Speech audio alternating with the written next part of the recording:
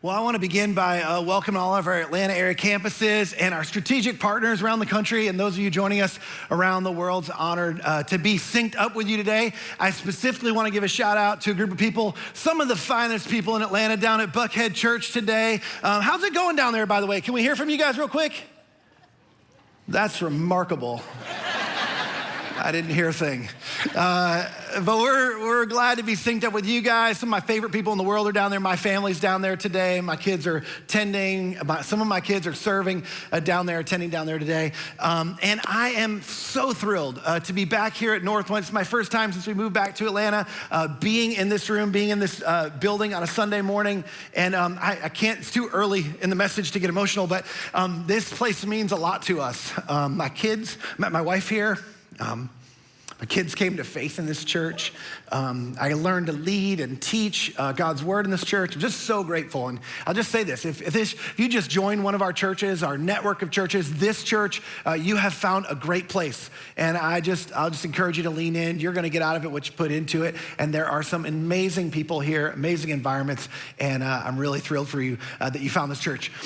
Several years ago, I got myself into a situation and I found myself taking over the leadership of a multi-million-dollar organization that was in steep decline. In fact, we're losing $30,000 to $40,000 a month, and our cash reserves were running out fast, and we were about 5 months from not making payroll.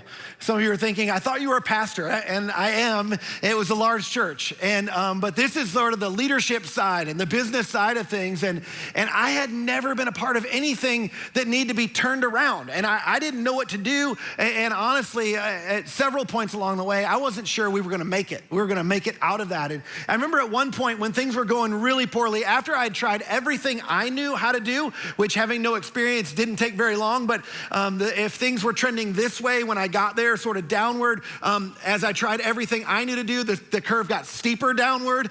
And it dawned on me one day, I had this idea, I was like, oh, I know a friend who buys and sells businesses, and he'd buy businesses and fix them up and get things, turned around, and then he'd sell them off. And so I thought, I'm gonna call him and find out, how can he help me? So I call him up and I'm like, hey, it took us a little bit of time to get together, but once we synced up our calendars, I said, hey, listen, I really need your help. I need to know your secret. How do you do this? How do you turn something around like this? And he said, well, I don't know exactly how this translates to ministry world, but what I do is I usually buy something that has a good product and that's not going well, and I buy it, and then usually things are in financial disarray, and I just let it go into bankruptcy. And after it goes into bankruptcy, I recapitalize it, I restaff it, I relaunch it, and pretty soon after that, we're profitable.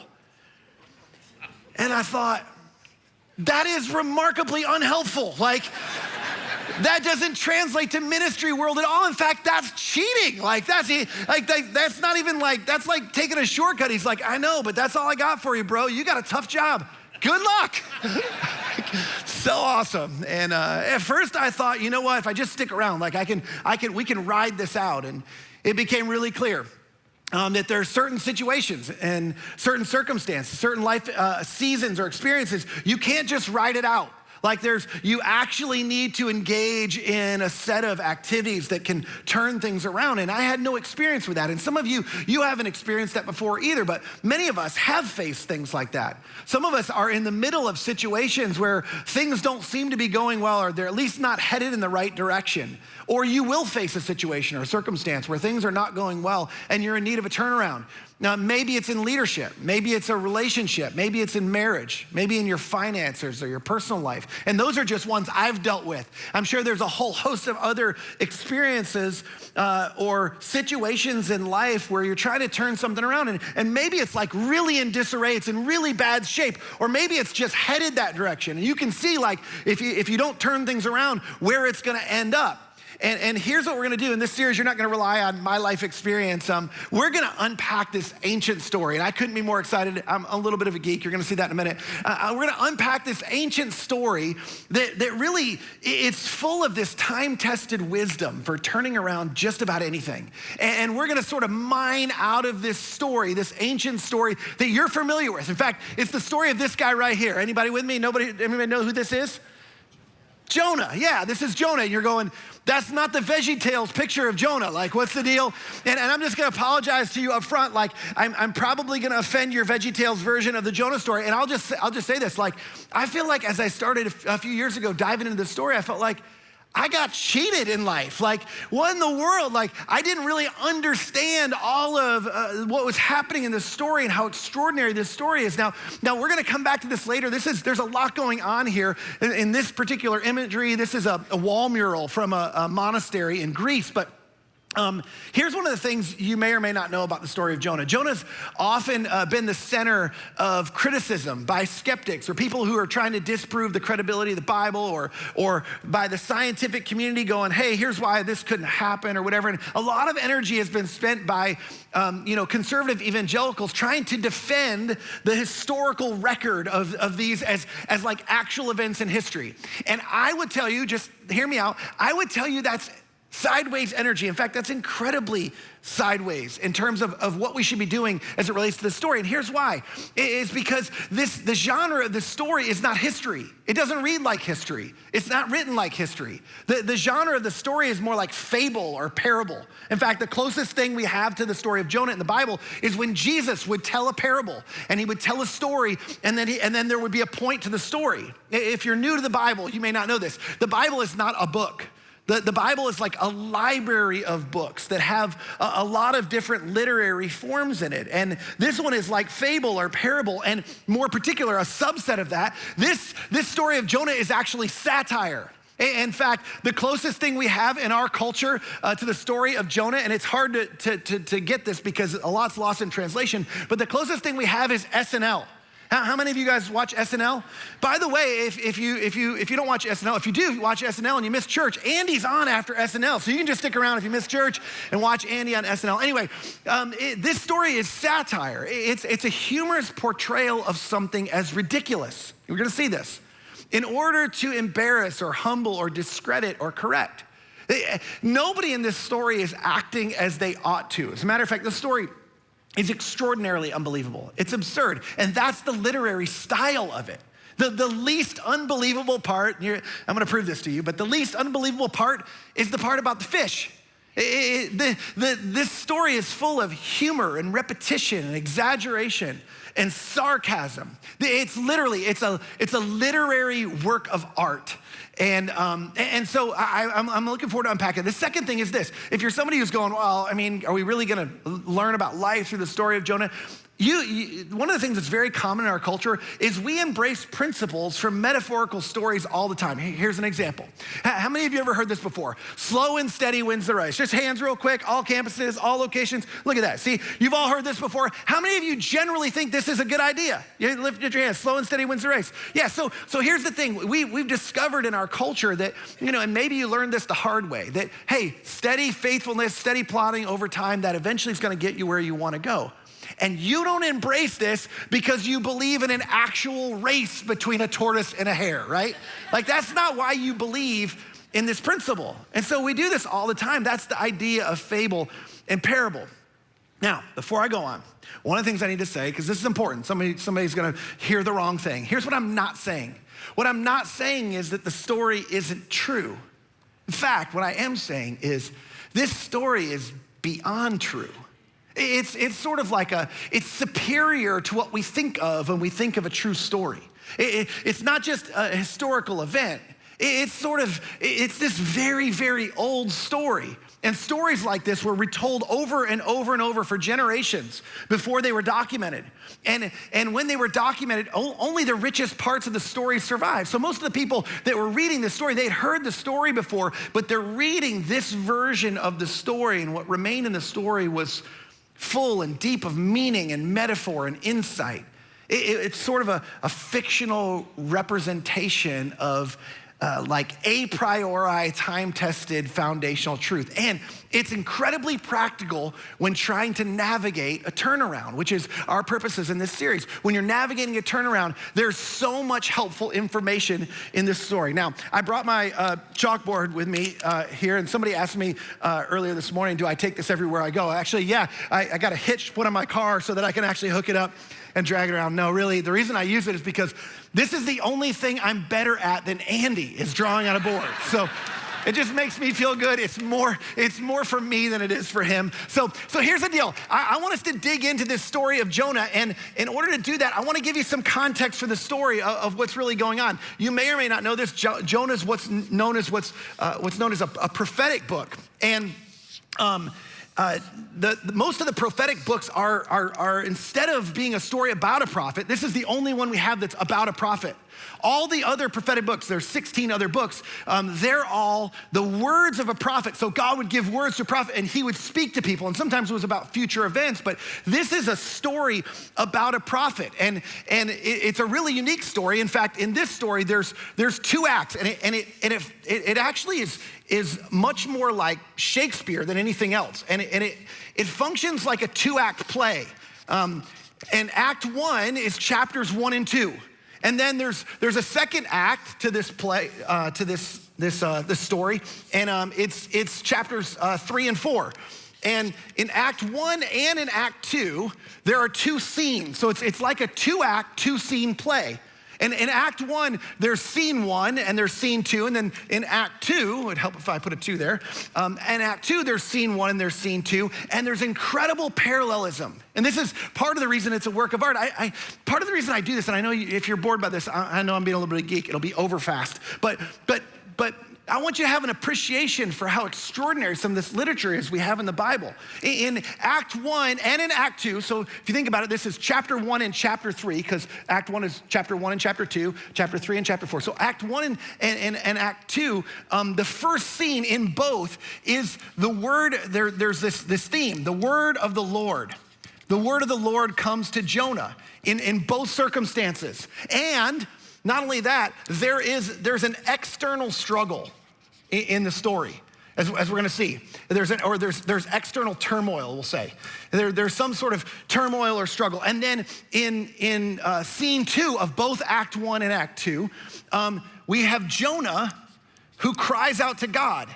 Jonah cries out to God. Instead of the word of the Lord coming to Jonah, Jonah's reaching out to God, and we see more of an internal turmoil or an internal struggle in the life of Jonah. So as we're going through this story, just remember, this is sort of the literary outworkings or the overview of what's actually happening in the story. Now, I apologize if you're offended by this, but I want us to understand what's going on or what this is really like. So today, we're gonna talk about Act 1, Scene 1. That's sort of what we're looking at in terms of this story of Jonah. And it's just fascinating. Just open your mind. It's probably not the story the way you heard the story growing up, but I want you to remember, this is, in this day and age, this would have been sort of a satirical tragedy almost. That's what it is. It's satire, but it's a tragedy of what's happening. So, who doesn't want to see a tragedy? It's like one of those train wrecks you can't stop watching, or a car accident you can't watch. So the word of the Lord came to Jonah, son of Amittai. And you should be laughing, because the Hebrews would have been laughing at this point, because the Lord is Yahweh. It's the God of Israel. But Jonah means dove, which a dove was a symbol of peace or innocence. And Amittai, this name means faithfulness. And so the writer opens with the story of Jonah, a story most people would have been familiar with. And as he opens the story, he says, hey, the word of the Lord comes to this guy who is characterized by peace and innocence. And he's from a family of faithfulness, which is like anything but what's true about Jonah in the story. But that's sort of what it says. And the audience knows what's coming. So this was very sarcastic. He says this, he says, go to the great city of Nineveh and preach against it, because its wickedness has come up before me. This is God speaking. So, but Jonah instead, he ran away from the Lord, and he headed for, and again, this is first offense, it's not Tarsus, like that's how we grew up learning. It's not even Tars-ish, it's Tarshish, is how you say this. He headed to a place called Tarshish, and he didn't go directly there. He actually went down to Joppa, where he found a ship. And I want you to notice this. This wasn't like, hey, I casually headed in the wrong direction. This isn't like, oh, I missed my turn, or I misunderstood. Like, he went down to Joppa, where he found a ship, He had to go find a ship that was bound for Tarshish, and paying the fare, he made some sacrifice. He went aboard and he sailed to Tarshish to flee from the Lord. So this is a very deliberate decision. In fact, I want to show you how deliberate. Look at this. This is a map of the Middle East. This is the Mediterranean Sea. You're starting to get your bearings. This is Italy, the boot. Here's Spain. Here's Israel. Greece is over in here. So here's Israel.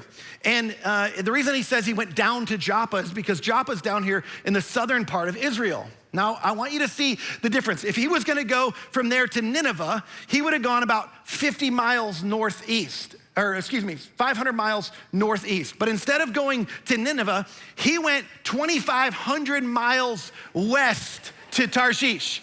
Like, he's not even going remotely in the same. It's not even like, hey, he'll think I'm going in the right direction. It's like, somebody telling you to go across the street and you're like, no, I'm gonna go to Alabama. Like, it's like that. I mean, it's like the opposite direction. It's he's going the wrong way, and we give Jonah a hard time. In fact, we grew up hearing like, Jonah just disobeyed God. But here's what you need to know, and we need to humanize these stories. Like, God was telling him to go to Nineveh, and Nineveh was this great city that was the center of the Assyrian Empire, who ruled the known world at that point.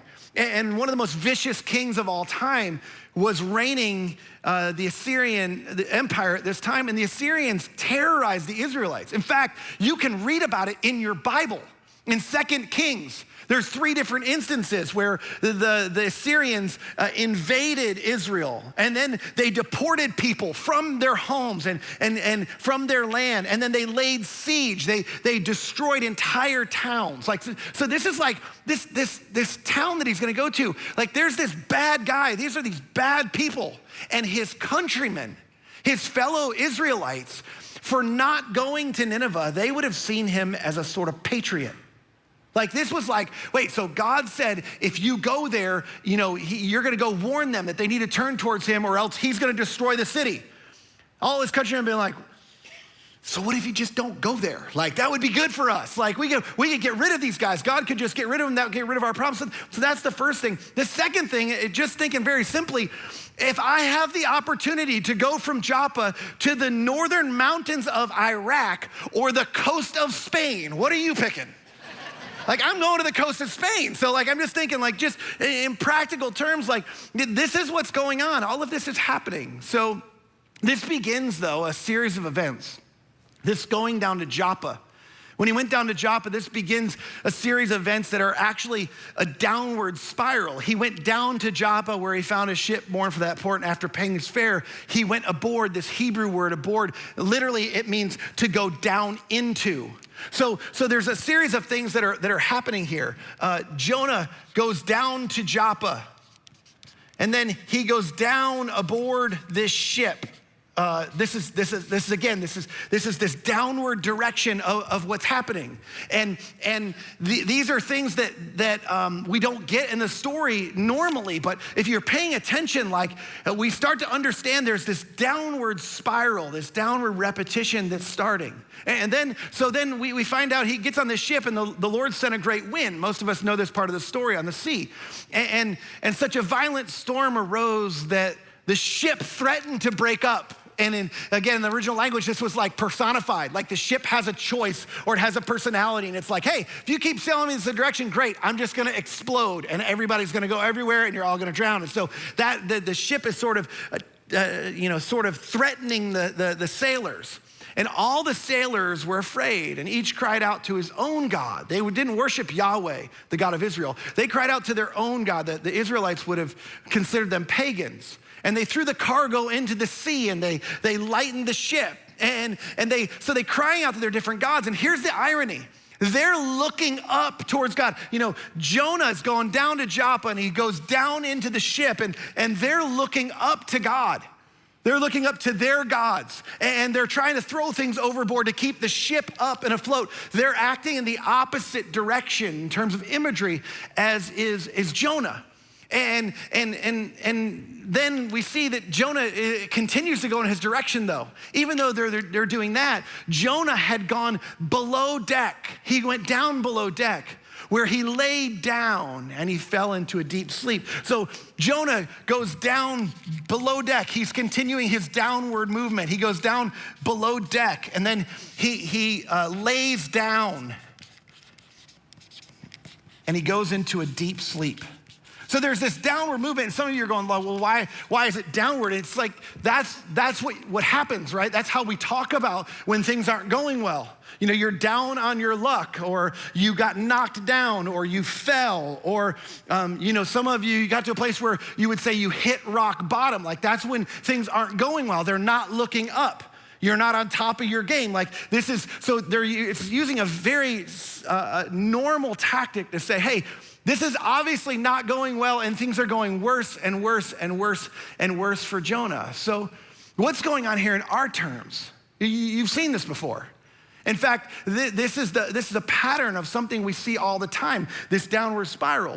What's happening? What do these things mean? He goes down to Joppa instead of going to Nineveh, which is actually sort of in the opposite direction. His first step is in the opposite direction of Nineveh. And he decides to defy what God told him to do. He's defying. He's not doing what he ought to do, what he was supposed to do. He's neglecting his responsibility. I mean, he's a prophet.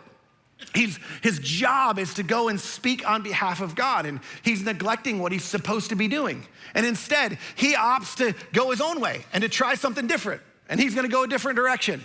And the direction he's gonna go is different than the way he ought to be going. And then he goes down below deck, and this is sort of a metaphor for going into hiding. He realizes he's not going the direction he's supposed to be, and he's behaving in a way he ought not to be. And so he's gonna try to hide that, and he's gonna try to cover that up, and he's gonna try to escape the fallout of what's happening. And he's gonna hold on to his secret. You gotta remember, at this point, Jonah's the only one who knows why they're in the middle of the storm. And it's because of what he's been doing. It's because he defied what he's supposed to be doing. And he tried to do things, which I know none of you do this, but like he decided, I know what God wants me to do, but I think I can do it this way. It's better for me to do this way. I know what's better for my life and for my people. And so he tries something other than what he ought to do. And then in his embarrassment and shame, he's hiding.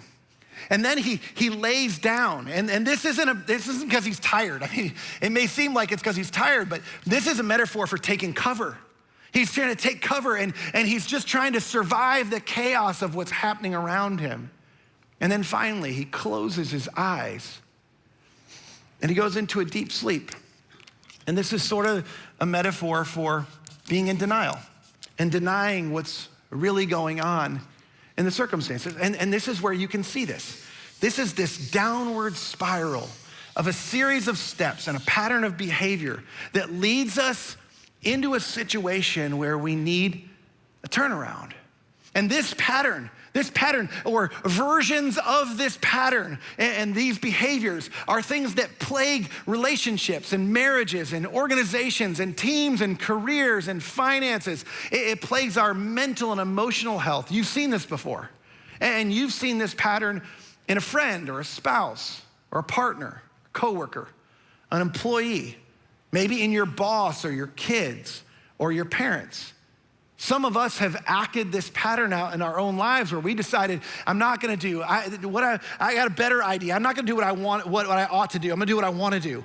And I'm gonna try something out of my own strength and out of my own intuition. And then when it doesn't go well, it's like we try to hide it or we try to cover it up. And then we're just trying to survive the fallout or the consequences of it. And then we got stuck into a situation we don't know how to get out of it. And so we're trying to deny it, we're trying to cover it up, we're trying to hide the best we can that there's actually even really a problem. And something's got to change. And so as we continue on in scene one, there's a confrontation that's coming. And as a matter of fact, the captain went to him, and this is what the captain said. The shipmaster is what the original translation is. The shipmaster went to him and he said, "How can you sleep?" Like this is it. It's like this is Jonah's wake-up call. Like, how can you sleep, Jonah? You gotta open your eyes to what's really going on. Don't you know what's happening around you? Open your eyes. Like everybody else is jumped into action. They're trying to resolve the problem and you're down here sleeping. How can you close your eyes to what's going on? He continues, he says, get up and call on your God.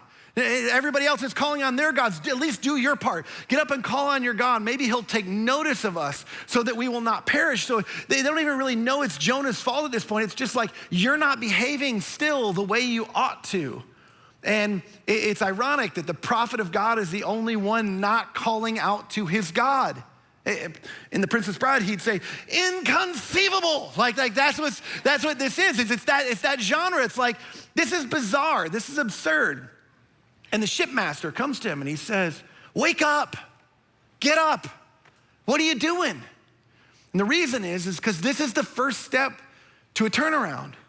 When you've behaved your way into this downward spiral, turning things around begins by getting up and waking up. Then the sailors, they said to each other, come, let us cast lots to find out who's responsible for this calamity, which casting lots is sort of a primitive version of drawing straws. It's like, let's draw straws to try, we don't know who's responsible, so let's try to figure out, maybe the gods or maybe fate will show us who's responsible. And so they cast lots. And the lot fell on Jonah. So this was their indication, Jonah's at the center of this somehow. So they asked him, tell us who's responsible for making all this trouble for us? And isn't this what happens when you start to get an idea of where the problem may be in your team or in your business or your company or your family or whatever? You got questions. And like, they have questions. It's like, tell us who's responsible for this. What kind of work do you do? And where do you come from? And what is your country? And from what people are you? It's like, we don't know enough about you, obviously. Like, there's something going on here and we need to know what's going on. And this is typically what goes on, right? We have lots of questions when things are not going well. And it's sort of, the reason is because we want somebody to own up to what's actually going on. And so Jonah, realizing he's caught, he answers, and he says this. He says, I'm a Hebrew, and I worship the Lord, Yahweh. Anytime you see the all capital Lord, this is their word for the Israelite God, Yahweh, the God of heaven, who, look at this, he made the sea and the dry land. And this terrified them. And they asked, what have you done? Like, this is the God of the land and sea, and you've defied him, and what have you done? They knew he was running from the Lord because he had already told them so. So it's like, to be clear, Jonah, real quick. Like, your God is the God of the land and the God of the sea. And you not only were dumb enough to tick him off, but you got in a boat? Like, that's absurd. Like, what are you doing? And by the way, you didn't just get in any boat, you got into our boat. Like, what have you done? Bruh, like, you're killing us. Like, like, how do we get out of this? And just then the sea was getting rougher and rougher. So they asked him, what should we do to make the sea calm down for us? Like, it's like, we need some help. And Jonah's like, and this is so Shakespearean, like, I can't do it. I wish I could. I'm going to just make a fool of myself for a second. But it's like, here's his response. Pick me up and throw me into the sea. He replied, and it will be calm. I know that it's my fault and this great storm has come upon you. I will be the sacrificial lamb. And it's like, no, that's not what's happening here. Jonah is not being heroic. He's not being willing to sacrifice to save everybody else. Jonah's looking for a way out. Jonah's overwhelmed by what's going on. He doesn't want to face what's happening. So he says, just throw me overboard and that'll resolve everything. It's too much to take responsibility for. Jonah finds himself in an overwhelming place and he's like, I don't think this is gonna turn around and maybe I shouldn't go on. Now, I wanna pause for just a minute because if you're in this place today, you feel the weight of this. And I that's not lost on me. I just want you to know, if that's you, you're likely carrying this burden alone, and maybe you're the only one who knows what's going on, and maybe it's a big mess, and maybe it's just started into that, and you don't know how to get off that track or get off that path or change courses. But I want you to look at me. If you just look at me for 1 second, I want you to know something. We prayed you'd be here today. We prayed you'd be watching and you'd be listening. I don't believe it's by any accident. I believe it's by the providence and the kindness of God that you're listening today. And if I could be so bold, I don't often try to speak on behalf of God because I'm not a prophet. My name is Joel. But here's the thing. I think God would say, hey, it's time. It's time for a turnaround.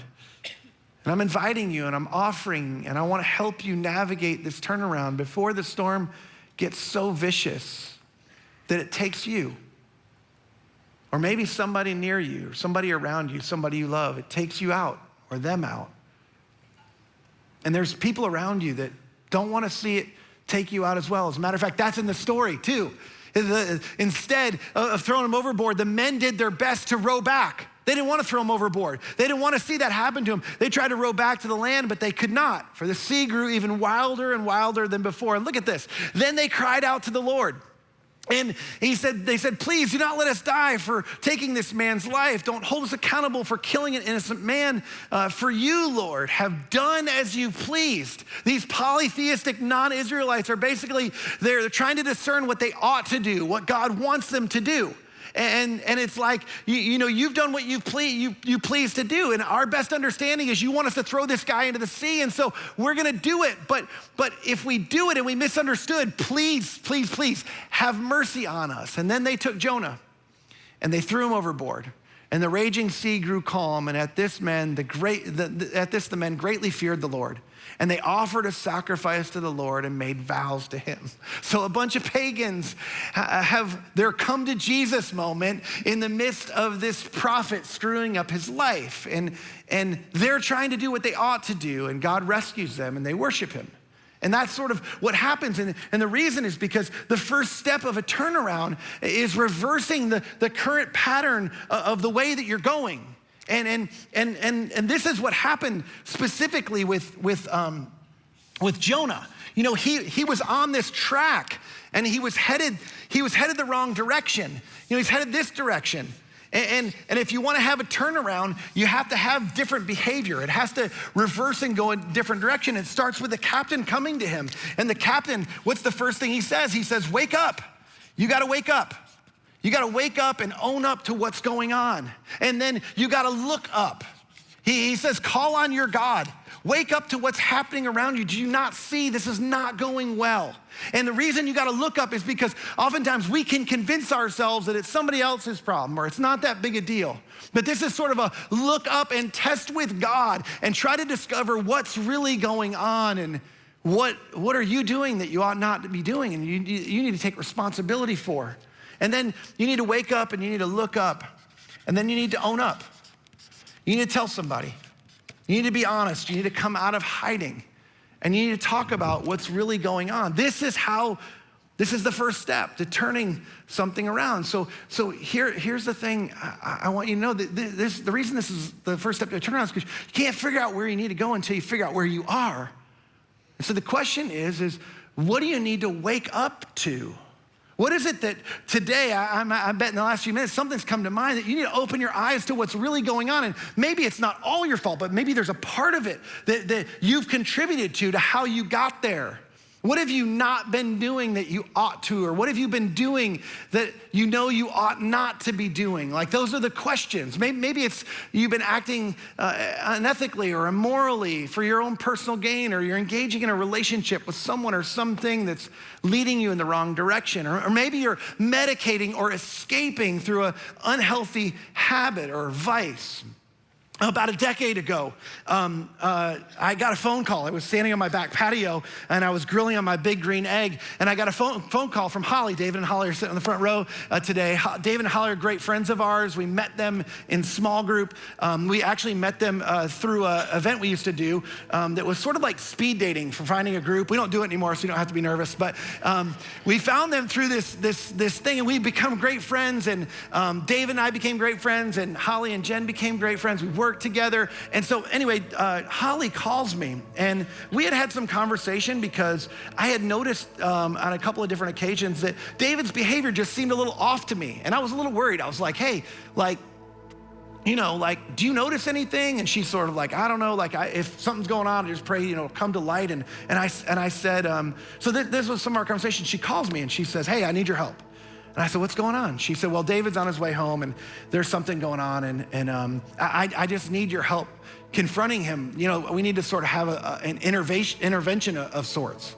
And I was like, oh, really? She's like, yeah, and I can't do it by myself. Would you come? I want to do this, but I need your support, and I know David respects you. And so I got in my car, and I raced up to their house because he was on his way home, and she kind of wanted us to get there at the same time. And so I pulled in right behind him, and it's what we saw in the story. Like we got in and the three of us sat down and Holly had questions. She had lots of questions and the questions kept coming and and that led to questions for me. And as we learned more, there was more questions and more questions and more questions. And David and I had breakfast this week and over breakfast he said, that was the longest 3 hours of my entire life. We sat there and we talked and we talked and we talked. And finally near the end of the conversation, David said, okay, I can't deny it anymore. Like several months ago, I was dealing with a lot of stress at work, and so I went and saw a psychiatrist and just said, hey, I need something to help me deal with all this stress I've got at work, and I don't know how to manage it. And so he prescribed him something that worked for a little while, but then the effects of that sort of dulled, and it wasn't having the impact it once was. And so he pursued stronger and more, I would say more potent medicines. And eventually these things started to get their hooks in him, so much so that he didn't know how to get out of it and he didn't know how to function outside of that. And he told us that. And so, and I was so grateful. I was like, hey, we can figure this out together. Like this happens. These things happen in life. And you've heard this. This happens sometimes with injuries where people get medications they get hooked on. So I told him, I said, tomorrow morning we're gonna go see this guy. And so the next morning I go pick him up and we go see a therapist at a place that I greatly respect over in Ackworth called Hope Quest. And we get to Hope Quest and we sit down, and as we talked, that guy had lots of questions as well. And he asked question after question. We realized like, hey, this thing had a bigger grip on David than he or I or even Holly really realized. And so he recommended, was sort of shocked to me, he recommended that David join their 90-day residential program. So it's a 90-day inpatient program, which was like, as you can imagine, it's terrifying. What do you do about job and work and family? Like, there's no way. And so finally, David said, well, you know what? If that's what I need to do, I'm gonna do it. So we drove from Ackworth all the way back over here. Holly and their girls were at our house, and they had brought him some stuff, and he was gonna say goodbye. It was a terrible moment as we said goodbye to the girls, and we headed back over to Ackworth, and we both needed a drink. We stopped at Starbucks, so don't worry, but we needed a drink at that point. But then we got close to the place, and we'd been driving around a lot, so I had to stop to get gas. And when I stopped to get gas, David had a handful of pills in his pocket, and he took them all. And I didn't know, and so I went and dropped them off, and they hadn't had their effect yet. And so, he went through intake and everything, and, he seemed like he was lucid and fine. So they admitted him into this program. And the next morning I wake up and I was headed to the church. I was leading staff meeting the next morning, and I get a call from the director of the program. He's like, you got to come get David. And I was like, why? What happened? And he's like, well, he needs to go through medical detax. I told you we don't do that. And like David apparently, wasn't forthright about what he had taken. And he probably needs you to take him to the ER and then eventually, to a medical detox facility. So I told Holly, I was like, I'll go take care of it. She's like, oh no, I'm gonna take responsibility. And so Holly and I and a friend of hers, the three of us jump in a car together and we drive over to Ackworth. We take him to Kennestone Hospital, and we're in this section in Kennestone Hospital in the ER. And I need to speed up because we need to finish this up. But we're in this ER, and we're a lot of other people that were dealing with substance abuse. And the nurse comes in, and she wants to know who everybody is, because there's the three of us there with David. And she's like, so who is everybody here? And I was like, oh, well, I'm a good friend of his. I'm also a pastor at his church. And then this is his wife, Holly, and her friend. And I said, and who are you? And she said, oh, I'm Laura Croft. And I was like the Tomb Raider? She's like, yeah, I get that all the time. I'm like, I'm so happy to see you. Like, we need you. Like, you're like, so it was just this bizarre moment. I felt like it was like a moment we all needed the levity, and it was like God going, I got you. And she, the Tomb Raider, helped us get David into a great detox program. And eventually David decided he was gonna wake up to what was going on. And he would say, he told me this week that if it wasn't for Holly, he didn't know where he would be. That Holly had decided that she wasn't gonna close her eyes to what was going on anymore. She wasn't gonna deny it anymore. And she was gonna lead their family to figure out how to turn things around even when he couldn't. And together they did a lot of hard work. And here's the thing.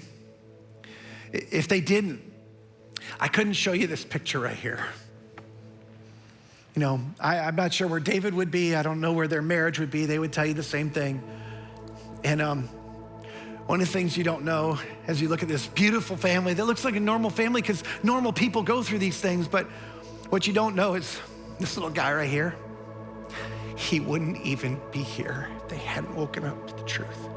David and Holly, they would tell you that this little guy got the best of both of them and didn't really get the worst of them. And their whole family is so thrilled to have them as part of their family. Here's why I tell you that story, is because I know the first step is scary, regardless of what you're in, whether it's something really that's a mess and difficult, or whether you're just at the beginning of it and you're heading that direction. It's scary to sort of open up and wake up and look up and own up to what's going on. But anybody and everybody who's ever gone through that and taken that step of obedience will tell you the same thing. It's totally worth it. You can't possibly imagine the beautiful things that God has for you on the other side of waking up to what's really going on. It's the first step to turning things around. And I just want you to know, if you were to talk to David and Holly, they would tell you they're so grateful for God's grace, for the people in their life, for their church that came around that helped them wake up to face and to walk through what's going on. Waking up and opening your eyes, facing the truth, coming out of hiding. It is the first step because it's a complete abandonment of the previous pattern. It's truly turning things around and heading a new direction. And whether you're dealing with this in a corporate setting or a personal setting or relational setting, it's always the same. You gotta figure out what's really going on and what are you doing to contribute to that. Anyone who's ever turned around anything, that's the way they've done it. And they'll tell you it's totally worth doing. Now, you gotta find somebody, a trusted friend, and if you don't have one, if you don't have a trusted friend, I wanna help you. Here's the thing, if you don't have somebody you can talk to, if you don't have somebody that can come around you, I want you to text us today. You can text the word turnaround. Can we go to that side? Turnaround to 51255. You can text turnaround to 51255, and here's what's gonna happen. You're gonna get a thing back, and here's why I wanna make it as easy as possible for you. I realize it's a big step for some of you. And for some of you, it may not be that hard. Some of you can just pick up your phone and text a friend and say, I need to talk. Hey, can we chat? Hey, I'm headed towards a storm. Hey, I'm in the middle of a storm. Hey, the storm's really bad and you've got people in your life, but if you don't, or you're not ready, if you'll text turnaround to 51255, we have a prayer team, a large prayer team, that for the next 7 days, they're gonna be committed to praying for just you. If you'll tell us a little bit of what you're trying to wake up to, our prayer team, they're gonna look up with you and ask God what your next step is to try to own up to what's really going on. And here's the thing, I just want you to know this. If you don't take this step right now, you have no idea what the consequences will be tomorrow and how much worse that storm could get. And some of you today, you would say you're not in Jonah's shoes. You've been there, or maybe you will be there at some point, but there's a Jonah in your life that may need you to be a captain for them and may need you to wake them up. I would just say there's probably a step for all of us to take, however big or small. But I want you to know that I too am gonna pray for the next 7 days, that any of you listening online, any of our churches, that if there's something that's going in the wrong direction in your life, that God would use something, he would use somebody, maybe he would use today to wake you up to what's really going on so he can begin that turnaround in your life. Let me pray for you. God, I pray today for somebody who is in the midst of this storm, or maybe somebody who's headed towards the storm. And maybe they do have somebody in their life that they could talk to, but maybe they're scared, maybe they're afraid, or maybe they're dismissing at this point. They're closing their eyes to, they're denying, they're going, it's not that big a deal. God, I just prayed today that you would help them maybe to just have a few seconds of insane courage to text us or to text a friend or to walk out of here and make a phone call or to talk to the person they came with, to just say, hey, I don't know what this looks like yet, but I need to wake up to something that's going on right around me. Things are not going well in my marriage, or things are not going in the right direction in my career. Things are not going in the right direction in my personal life or my emotional life. I need some help. I need to tell somebody about what's been going on because I need to turn things around. God, I just pray that you would affirm in them right now that you're with them, that you'll guide them in the same way that you eventually would rescue Jonah, in the same way that you rescued the sailors in the ship, in the same way that you rescued David and Holly. We all are in need of your rescue at different times in our lives. And I just pray that they would know today, they would know that you're a God who rescues and that they can put their trust in you. And I pray it in Jesus' name, amen.